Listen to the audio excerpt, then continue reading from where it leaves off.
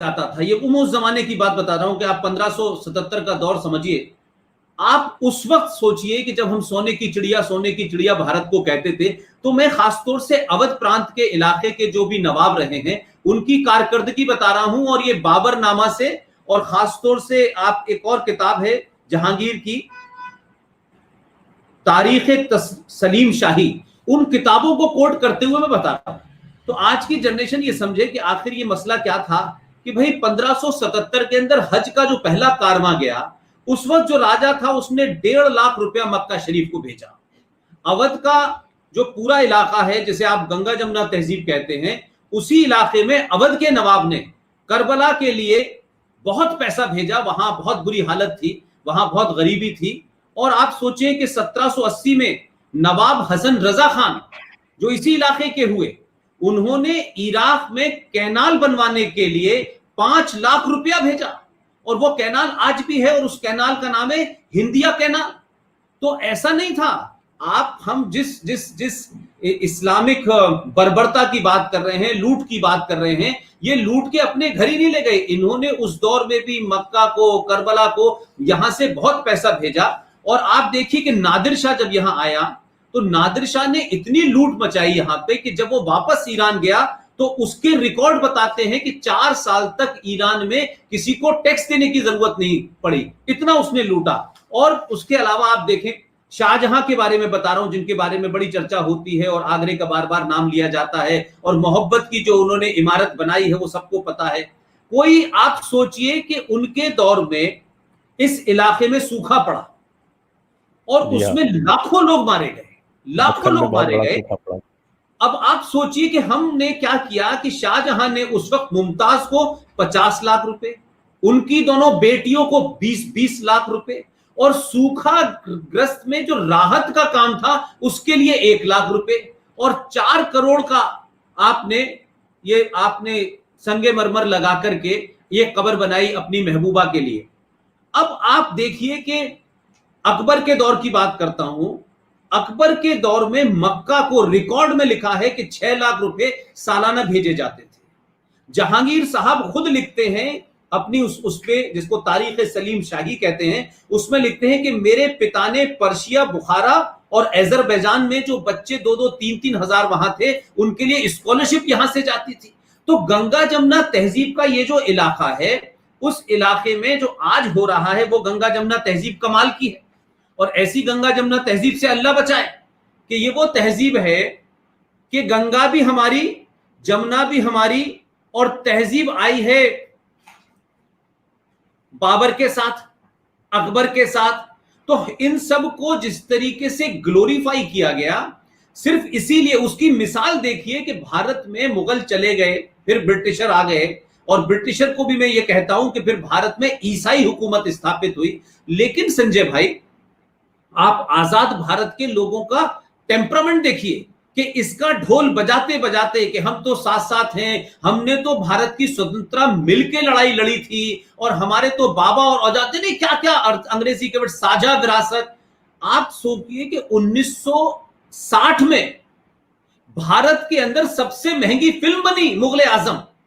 तो मुगलों को ग्लोरीफाई करने का सिलसिला खत्म नहीं हुआ, इसलिए कि हमारा हिंदुत्व जो था उसको तो आपने भक्ति में लगा दिया कि बस भक्ति करो, भजन करो, और बाकी भजन उल्टे सीधे गांधी जी सिखा गए। उनसे कहा आपको कुछ नहीं करना है, आपको तो इनका दिल जीतना है। जो दिल जीतने की परंपरा हमारे यहां पृथ्वीराज चौहान से शुरू हुई थी, वो आज तक नहीं खत्म होके दे रही। हम दिल जीतते जीतते दिल हमारा खत्म हो गया, लेकिन हम दिल जीत रहे हैं। तो ये जो बात आपने कहा कि ये जो गंगा जमुना तहजीब का जो इलाका है, यही इलाका वो इलाका है संजय भाई, आप तो मुझसे ज्यादा बड़े जानकार हैं, इसी इलाके ने पाकिस्तान बनवाया था। बिल्कुल, पूरे उत्तर प्रदेश और पूरे बिहार के ही मुसलमानों ने पाकिस्तान बनवाया। और ये कितने जहनी और कितने समझदार लोग थे कि इन्होंने पाकिस्तान बनवाया लेकिन गए नहीं। और पाकिस्तान बनने के बाद हमारे ऊपर और आपके ऊपर आज ये एहसान है इनका कि हम गए नहीं, देखिए हम यहीं रहे। तो मैं उनसे कहता हूं तुम गए नहीं, तुमने पाकिस्तान बनवा के इसे पाकिस्तान बनाने का एजेंडा उठा रखा था। लिहाजा आज 70 साल में भारत जहां खड़ा है 1947 से भी ज्यादा खतरनाक मोड़ पे खड़ा है। तो और लेकिन हम आज इस ढोल को बजाए जा रहे हैं और इस गंगा जमुना तहजीब का जनाजा या अर्थी सिर्फ हिंदुओं के कंधों पर है और दूसरों ने ठेका ले रखा है कि हम सेकुलर नहीं हो सकते क्योंकि हमारी किताब मना करती है।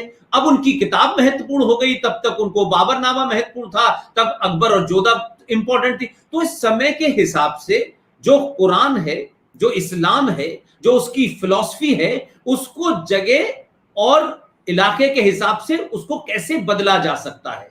तो आपने स्पेन में कुछ किया, टर्की में कुछ किया और हिंदुस्तान में आपको जमीन हमवार मिली। लिहाजा आपने जब कन्वर्जन भी किया तो अच्छा खासा बेचारा ओम प्रकाश था, उसे कन्वर्ट करके आपने नूरे इलाही कर दिया। जो भगवान दास था वो गुलाम नबी हो गया। तो कन्वर्जन भी आपने नामों के ट्रांसलेशन से कर दिए। लेकिन आपने एक और काम किया, गंगा जमुना तहजीब की इस ड्रामे में आपने कहा कि भाई देखो ओम प्रकाश, तुम अगर नूरे इलाही भी हो गए हो लेकिन ओम प्रकाश के अंदर जो डीएनए था, जो हरकतें थी, वो तो सनातनी थी। तुमने कहा तुम्हें क्या फर्क पड़ता है? अरे तुम पूजा करने जाते हो, चलो मजार पे चले जाना, क्या फर्क पड़ता है? तुम दिवाली पे पटाखे बजाते हो तो क्या फर्क पड़ता है? पूरी दुनिया में तो हम मोहम्मद साहब की बर्थडे को, शब रात को तो हम शोक मनाते हैं, दुआएं करते हैं और खुश होते हैं और हलवा बनाते हैं। लेकिन तुम्हें अगर दिवाली का शौक खत्म नहीं हुआ तो तुम भी कुछ पटाखे कर लेना। तो पूरी दुनिया में इस तरीके का पूरा एक ढकोसला हुआ। और फिर कहा कि सूफीज्म जो आया भारत में, एक मुगल एम्परर आक्रांता, वो अपने साथ में एक सूफी जरूर लेके आता था कि जो हमसे ना बदल पाए उन्हें तुम बदल देना। तो मैं ये कह रहा हूं कि हम उन चीजों को देखें कि शाह वली उल्लाह जैसा आदमी जिसकी मजार आज दिल्ली में है और हर आदमी माथा टेकने जा रहा है, यानी हम दुनिया की वो एक ऐसी कौम है संजय भाई कि हमें अपने दुश्मन और हमें अपने शत्रु का ज्ञान ही नहीं है, बोध ही नहीं है। ना आज था, ना पहले था, और आज भी हम कुछ चमत्कार के चक्कर में शाह वली उल्लाह की मजार पे जाते हैं। लेकिन शाह वली उल्लाह कौन था? इसने चिट्ठी लिखी थी अहमद शाह अब्दाली को कि भारत इस्लाम खतरे में आप आइए। तो ये परंपरा आज भी चल रही है। शाह वली उल्लाह भी आज जिंदा है और आज के दौर में और मेरे दौर में, आपके दौर में शाह वली उल्लाह का नाम है जफरुल इस्लाम। वो भी इस्लामिक देशों को। तो मेरा कहने का सेंस ये है कि कुछ बदला नहीं है, कपड़े बदले हैं और कुछ थोड़ा ढंग बदल गया है। लेकिन मैं फिर एक बात कहता हूं संजय भाई कि जब तक इस देश में सनातनी अपने सरोकारों से, अपनी आस्था से, अपनी संस्कृति से, अपने संस्कारों से नहीं जुड़ेगा, तब तक उसको दुनिया मूर्ख बनाती रहेगी और वो मूर्ख बनता रहेगा। अगर इस देश को बचाना है, इस देश की संस्कृति को बचाना है, तो मैं खुल के कहता हूं कि किसी को हथियार उठाने की जरूरत नहीं है। अपने पुरुषार्थ को जगाओ, अपने इतिहास को जानो, अपने माजी को जानो, अपने सरोकारों को जानो, अपनी आस्थाओं को जानो। उनके प्रति आपका कमिटमेंट जिस दिन मजबूत हो जाएगा, गली गली, मोहल्ले मोहल्ले, सड़कों सड़कों शाहीन बाग बनने लगेंगे। ये शाहीन बाग जो बन रहे हैं, ये इसलिए नहीं बन रहे कि कोई एक राजा आ गया है और उस राजा की पॉलिसी से किसी को विरोध है। उनका डर है कि जो समाज को हमने घुट्टी पिलाई थी, जो चिलम पिलाई थी हमने इन्हें गंगा जमुना तहजीब की, वो अब धीरे धीरे इनके ऊपर से हटने लगी है। हमने सेकुलरिज्म का बुखार जो 1976 में इंदिरा गांधी ने दिया था, वो अब हटने लगा है। लिहाजा अब लोग सवाल पूछ रहे हैं कि 1976 में भारत अगर आजाद हो भी गया था और आजाद होने के बाद आपने 1976 में आपने उसमें सेकुलरिज्म को डाल भी दिया था, तो फिर ये कैसा सेकुलरिज्म था कि आपने इसी आजाद भारत के अंदर सेकुलरिज्म का नाम माइनॉरिटी कमीशन ऑफ इंडिया बना दिया, जो सबसे बड़ा झूठ है।